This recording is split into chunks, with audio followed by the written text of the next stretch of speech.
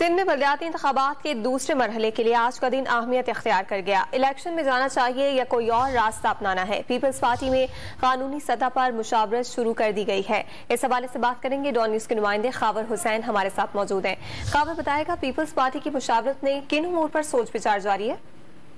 जी, बल्दियाती इंतखाबात के दूसरे मरहले के हवाले से कराची में इंतखाबात होंगे या नहीं, इस हवाले से आज का दिन अहमियत इख्तियार कर गया है। अदलिया को क्या जवाब देना है, एमकेएम को कैसे राजी करना है, इस हवाले से पाकिस्तान पीपल्स पार्टी की कानूनी टीम जो है वो मुशावरत कर रही है। तमाम जो पार्टी के जिम्मेदारान हैं उनसे भी मुशावरत की जा रही है।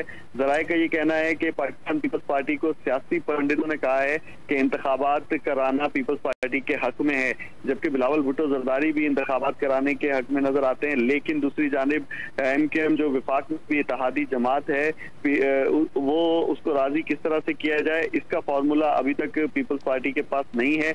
लिहाजा आज का दिन अहम है कि कल अदालत में क्या जवाब जमा करवाना है, इंतखाबात में जाना है या कोई और रास्ता इख्तियार करना है, इस फैसला अब कुछ देर के बाद ही हो जाएगा। पीपल्स पार्टी ने तमाम सूरत हाल पर मशरूमों का आगाज कर दिया है। बहुत शुक्रिया खावर हुसैन, आपने अपडेट किया।